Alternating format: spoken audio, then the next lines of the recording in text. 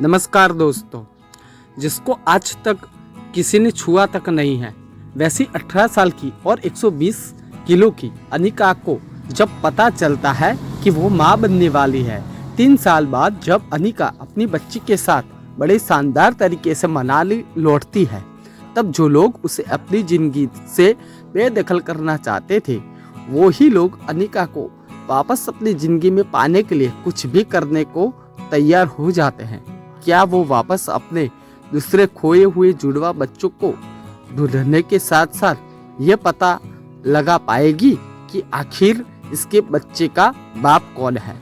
Chapter 1। Anika, तुम सुन रही हो ना मेरी बात? तुम माँ बनने वाली हो अनिका। डॉक्टर के ये शब्द सुनते ही 18 साल की अनिका की कमजोर आंखें एकदम से चौड़ी हो गई। वे समझ नहीं पा रही थी कि वो आखिर प्रेग्नेंट कैसे हो सकती है।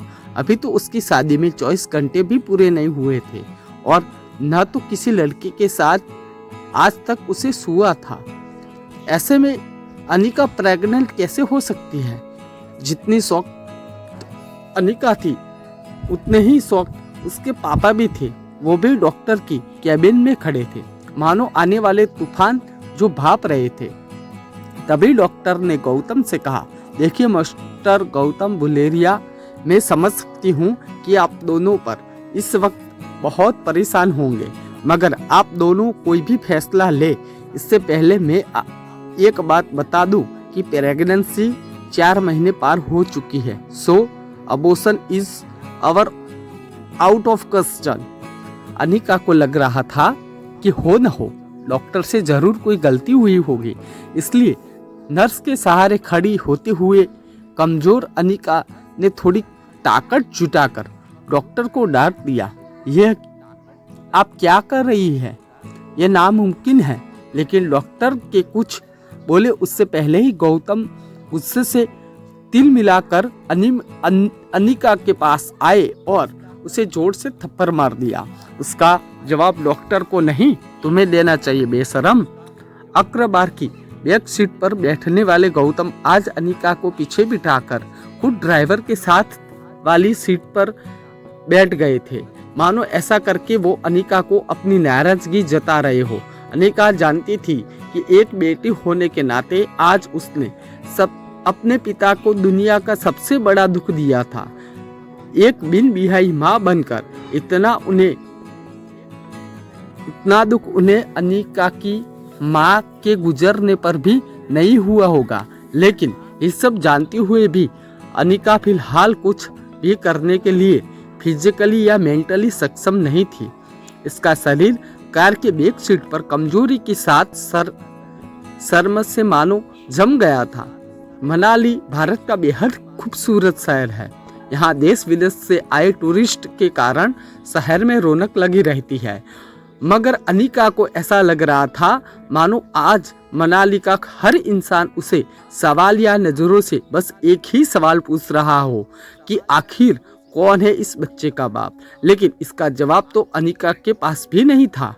वो बस नम आंखों के साथ ही बात सोचे जा रही थी कि जब आज तक उसे किसी भी लड़की ने छुआ तक नहीं, तो वो प्रेग्नेंट कैसे हो सकती थी।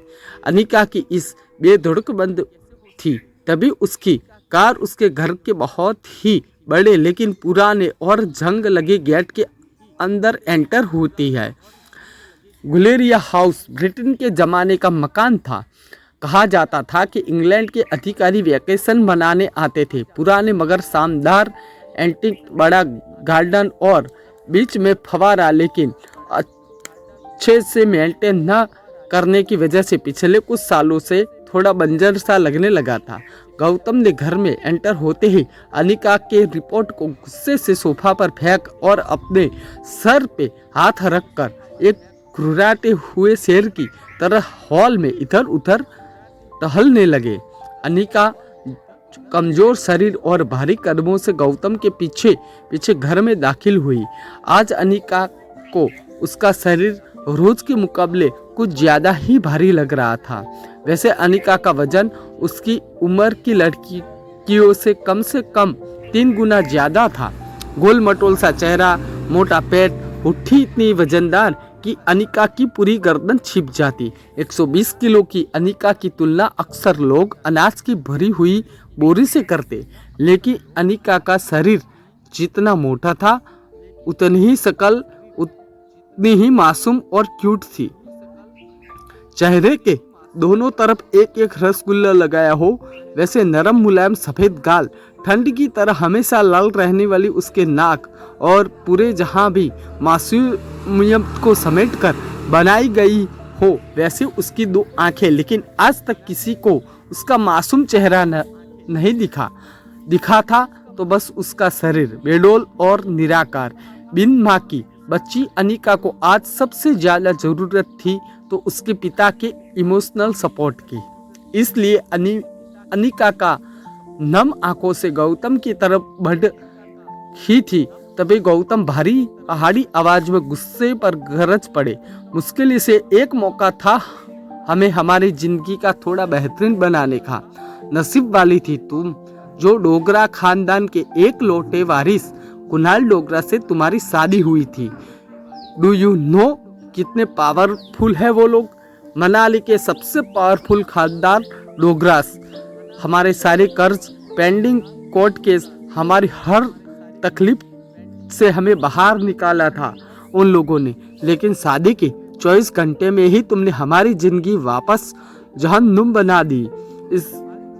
उसको तुम्हारे इस कारनामे के बारे में पता चलेगा तो पता नहीं क्या होगा। और तुम्हारी छोटी बहन कामिनी, उसके साथ कौन शादी करेगा? भले ही वो तुम्हारी सौतेली बहन है, लेकिन तुम्हारे इस कारनामे की वजह से उसकी भी तो बदनामी होगी। नहीं, जब तक ये मामला ख़त्म नहीं होता जाता तब तक मैं तुम्हारी छोटी बहन कामिनी और तुम्हारी नई माँ मनीषा को इसके भाई के घर भेज दूंगा। लेकिन आज नहीं तो कल सबको पता तो चल ही जाएगा। ये बोलते हुए गौतम अपना सर पकड़कर सोफे पर बैठ गए थे, लेकिन उनकी आवाज़ में गुस्सा कम और डर ज़्यादा सुनाई दे रहा था। लेकिन गौतम के आंसू मानो करारे शब्द में बदल कर उसके मुंह से निकल रहे थे। तेरा पति कुणाल तो शादी करते ही 1 घंटे के अंदर शहर से चला गया था। अब उसे प्रेगनेंसी के बारे में जब तेरे ससुराल वालों को पता चलेगा तो भगवान जाने वो लोग क्या करेंगे। समाज में इज्जत तो उछलेगी ही, मगर हम फिर से वही दलदल में फंस जाएंगे जहाँ से निकल कर आए थे हम लोग। काश तुम भी अपनी माँ की साथी। अनिका को वो सुन चुकी थी जो गौतम कहते कहते रुक गया था।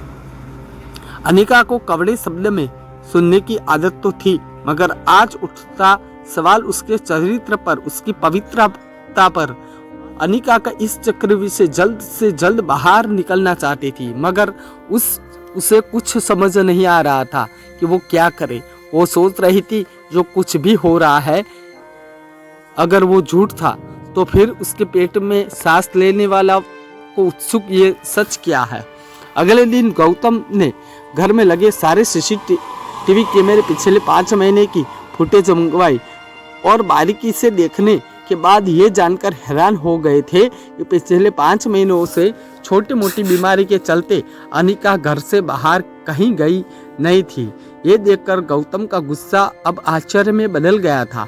उसको इतना तो समझ आ गया था कि कहीं ना कहीं गड़बड़ थी, लेकिन इससे कोई ज़्यादा उसकी चिंता थी कि डोगरा खानदान क्या करेगा। जल्द ही अनिका की देखभाल के लिए एक नर्स रख दी गई। लगातार देखभाल और दवाइयाँ से अनिका की तबीयत में सुधार आ रहा था, लेकिन साथ ही उसे ये बात रोमांचित कर रही थी कि उसके एक अंदर नन्हा सा जीव सांस ले रहा था। अनिका की उम्र भले ही कच्ची हो, मगर उसके कंधे अंदर एक माँ जल्द ही जन्म लेने को उत्सुक थी। उसकी जिंदगी में आखिरकार वो आने वाला था जो सिर्फ और सिर्फ उसका होगा। और 4 महीने बीत चुके थे। अनिका अपने प्रेगनेंसी में लगभग सब कुछ भूल चुकी थी। न वो किसी से मिलती थी, न किसी से उससे मिलता था। वो सिर्फ अपने अंदर पनप नहीं उस नंदीर सी जान से बात करती रहती। ऐसे में एक दिन अनिका पाइप से अपने घर के बाहर गार्डन में पानी छिटक रही थी। तभी अचानक अपने पैरों के नीचे कुछ हलचल महसूस की। वो कुछ समझ पाती उससे पहले ही उसके घर के मेन गेट पे एक स्पोर्ट्स बाइक अंदर आई।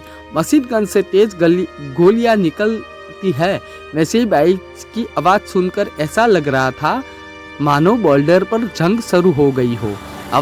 बाइक की आवाज सुन कर अनिका ने पानी का पाइप छोड़ दोनों हाथ से अपना पेट पकड़ लिया, वैसे अपने डरे हुए बच्चों को आंचल में छुपा रही हो। बाइक अंदर बंगले की सीढ़ियों के पास रुकी। Leather shoes, tight jeans, dark blue T shirt और चेहरे पर लगे पीले चश्मे के आर पर लड़की की गहरी लाल आंखें साफ दिखाई दे रही थी। अनिका के वैसे ही लड़कों को देख उसकी धड़कन मानो डर और टेंशन से तेज हो गई। ये लड़का और को नहीं बल्कि अनिका का पति कुणाल डोंगरा था। 21 साल का कुणाल अपनी नजर अनिका पर गुड़ाए हुए बड़े ही स्टाइल के साथ बाइक से उतरा और अनिका की तरफ धीरे धीरे आगे बढ़ने लगा। अनिका और कुणाल दोनों ही एक दूसरे को देखे जा रहे थे। कुणाल की शादी अनिका से भले ही उसकी मर्जी के खिलाफ करवाई गई थी, लेकिन अपनी बीवी की कोख में किसी और का बच्चा देखने कोई भी मर्द शायद बर्दाश्त न कर पाए। कुणाल शादी के बाद मंडप से सीधा दिल्ली अपनी कॉलेज की पढ़ाई पूरी करने चला गया था और वहीं पहुंचकर शादी के दूसरे दिन उसे अनिका की प्रेगनेंसी की खबर मिली थी। अनिका उस दिन से लगभग रोज सोचती थी कि जिस दिन उसका सामना कुणाल से होगा उस दिन पता नहीं वो कैसे रिएक्ट करेगा। आज जब कुणाल उसके सामने आ रहा था तब पता नहीं क्यों निर्दोष होने के बावजूद डर और शर्म के मारे अनिका को एक पल अजीब सी बेचैनी महसूस होने लगी थी। अनिका तुरंत अपने पापा को फोन लगाती है, लेकिन उनका फोन नहीं लग रहा था। कुणाल को अपनी ओर बढ़ते देख अनिका की घबराहट इतनी बढ़ गई थी कि वो डर के मारे बड़बड़ाने लगी। वो पापा तो नहीं हैं घर पे। ऐसे में कुणाल अनिका के सामने आकर आरोगंस से खड़ा था।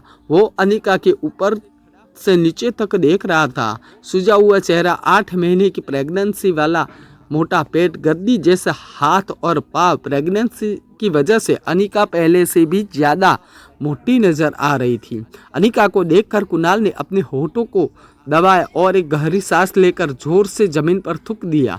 ये देखते ही अनिका की कमजोर मानो अचानक से वापस आ गई हो। वो ठिठक से अपने पैरों पर खड़ी नहीं रह पा रही थी, मानो जैसे उसे खुद का बोझ लग रहा हो। कुणाल गुस्से से घुरते हुए जैसे जैसे आगे बढ़ रहा था, वैसे वैसे अनिका एक डरे सहमे मेमन की तरह घबराए पीछे होती जा रही थी।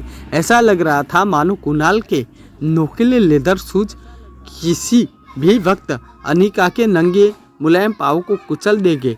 तभी मेन गेट से गौतम की कार अंदर आकर रुकी। गौतम कार से उतरकर तेज कदमों से कुणाल के पास आए, जैसे कोई सेक्रेटरी अपने बॉस के पीछे भाग रहा हो। अनिका ने अपने पापा को पहले कभी ऐसे नहीं देखा था। गौतम अब कुणाल के पास आकर उसको कहता है, अरे कुणाल बेटा, आज तुम अचानक से तुमने फ़ोन किया कि तुम आ रहे हो, तुम्हारी कॉलेज की छुट्टियां शुरू हो गई क्या?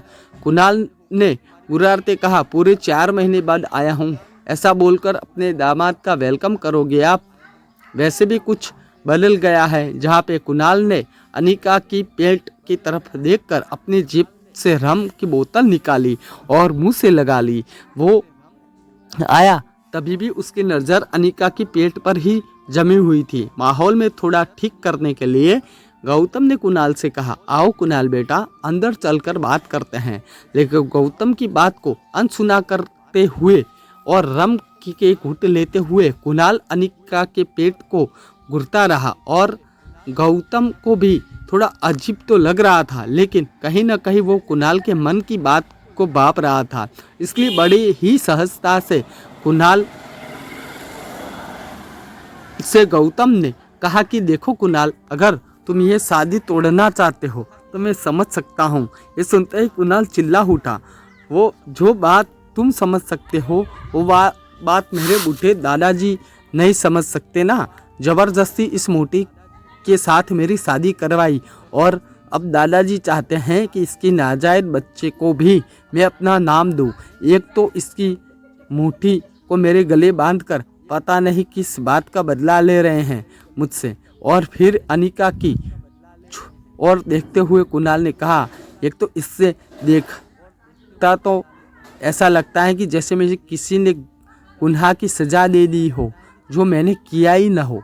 शादी के मंडप से तुरंत किसी लिए भागा था कि ताकि मुझे इसके साथ एक पल भी न रहना पड़े। बोलते बोलते कुणाल की सांसें फूलने लगी थी, जैसे भी वो महीनों से अपने अंदर भरी भड़ास निकाल रहा हो।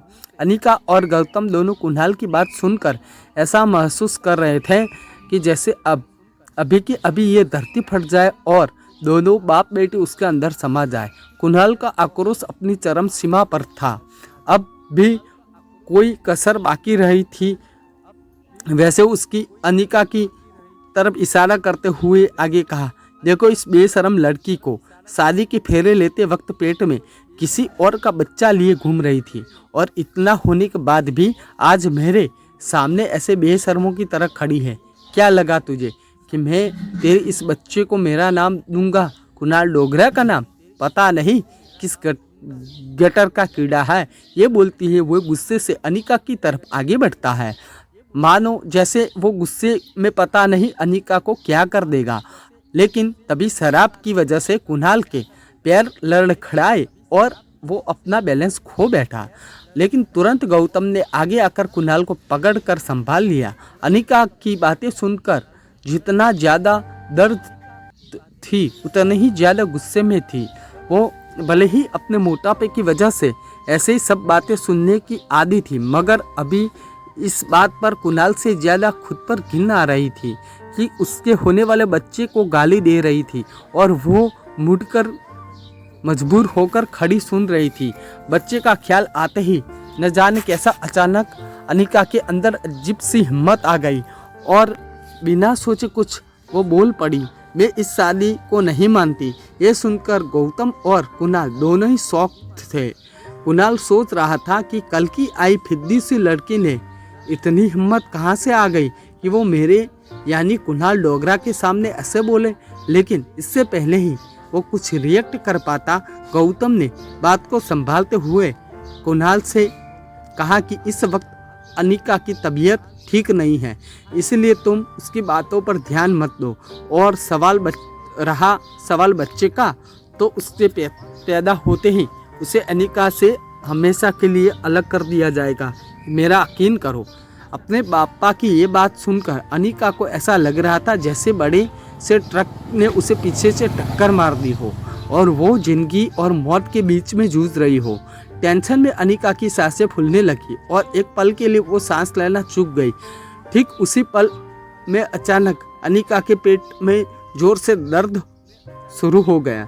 दर्द के मारे अनिका एक झटके में अपनी पीठ के बल पर गिरी और ओझल होती आंखों से अपने देखा कि गौतम दौड़कर उसके पास आ रहा था। गौतम ने हड़बड़ी में फ़ोन करके एम्बुलेंस को बुला लिया था, लेकिन ये सब देखने के बावजूद कुणाल वही खड़ा बेशर्म बेरहम बनकर रम के घुट मार रहा था, मानो उसे किसी भी चीज से कोई फर्क नहीं पड़ रहा था। शाम की मृदुल रोशनी अनिका के सामने धुंधली हो रही थी।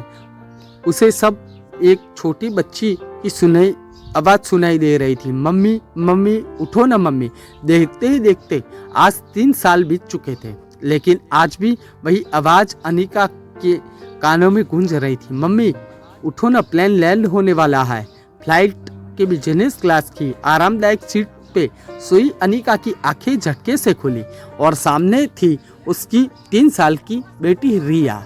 रिया का मासूम चेहरा और उसकी खूबसूरत कनथई आंखों देखकर अनिका की जान में जान आई। उसका गुजरा हुआ कल और बुरे सपने से कम नहीं था। आज अनिका अपनी बेटी रिया के साथ बेंगलुरु से मनाली 3 साल बाद लौट रही थी। रिया ने अपना गेमिंग टैबलेट माँ के पर्स में रखते हुए बड़ी प्यार से अनिका से पूछा, मॉम क्या हम मेरे डैड को ढूंढने मनाली जा रहे हैं? लेकिन अनिका ने बड़े ही सरल तरीके से उसे समझाया कि मैंने तुम्हें कितनी बार कहा कि तुम्हारे कोई डैड नहीं है। इस पर रिया का जवाब देते हुए कहती है, ओ कम ऑन मॉम, स्कूल में हमें टीचर कहती है कि हर बच्चे के माँ बाप होते हैं। अब मेरे गेमिंग वर्ल्ड के कैरेक्टर की तरह किसी दूसरी दुनिया से मैं आई नहीं हूँ ना, तो ऑब्वियसली मेरे पापा भी हो गए ही ना।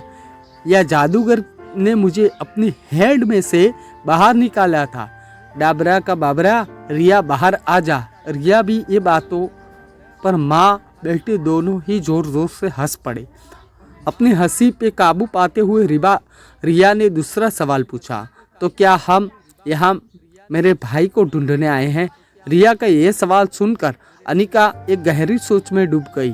उसे याद आ गया कि कैसे 6 साल पहले अस्पताल में उसे जुड़वा बच्चे को जन्म दिया था और अनिका के पापा की कद काठी का एक आदमी ने उसके दोनों बच्चों की उससे छीनने की कोशिश की थी। कमजोर अनिका ने बड़ी हिम्मत से उसे आदमी का सामना करके रिया का तो बचा लिया, मगर अफसोस कि वो अपने बेटे को नहीं बचा पाई और वह आदमी उसके बेटे को लेकर भाग निकला था। उसी हाथापाई में अनिका को भी चोट लगी थी। चोट इतनी गहरी थी कि उसका बचना बिल्कुल नामुमकिन था और इसी वजह से अनिका की मौसी उसे अपने साथ बेंगलुरु ले गई थी, जहां अनिका का इलाज हुआ। हालांकि इन 6 सालों में अनिका पूरी तरह बदल चुकी थी। हार्मोनियन इम्बुलेंस की वजह से बढ़ा हुआ उसका शरीर अब एकदम ही नॉर्मल हो चुका था। घने लंबे कमर तक के बाल, काली नोकीली आंखें, गोरे गोरे गाल, विथ अ परफेक्ट जो लाइन, गुलाब की पाखड़ी जैसे नरम होठ और सुराही लंबी गर्दन। शिफॉन की लाल साड़ी में अनिका की कमर ऐसे लग रही थी मानो कोई नदी समुद्र से मिलने के लिए करवटें ले रही हो। फ्लाइट के एंगेजमेंट हो या फ्लाइट के अन्य यात्री, सब लोग आते जाते अनिका पे नज़र जरूर डालते थे। मासूमियत की नज़र पर रिया को ये नहीं पता था कि अनिका के मनाली लौटने का मुख्य कारण यह था कि पिछले 3 सालों में कुणाल के दादाजी किसी भी हालत में अनिका और कुणाल की शादी तोड़ने की मंजूरी नहीं दे रहे थे। लेकिन 3 साल बाद आखिरकार कुणाल की जीत के आगे उन्हें झुकना पड़ा और वह यह शादी तोड़ने को राजी हो गए। मनाली वापस जाकर वो डिवोर्स पेपर पर साइन करने के साथ साथ अपने खोए हुए बेटे को भी ढूंढना चाहते थे। थोड़ी ही देर में फ्लाइट ने लैंड किया। मनाली की जमीन पर कदम रखते ही न जाने क्यों अनिका की बाईं आंखें फड़कने लगी। उसे ऐसा लग रहा कि जैसे जरूर कुछ बुरा होने वाला था। वो ये सोचकर लगेज काउंटर की तरफ बढ़ रही थी कि तभी उसकी नज़र पीछे की तरफ पड़ी, जहाँ फ्लाइट के सभी यात्री मुस्कुराकर उसे को देखे हुए आगे बढ़े जा रहे थे, मानो किसी उसकी खूबसूरत में गुम होकर उसके पीछे पीछे चले आ रहे थे। अनिका थोड़ी कॉन्शियस होकर और रिया को संभालते हुए फटाफट आगे चलने लगी। लगेज काउंटर पर से जैसा ही अनिका अपना लगेज लेने के लिए झुकी, फटाफट से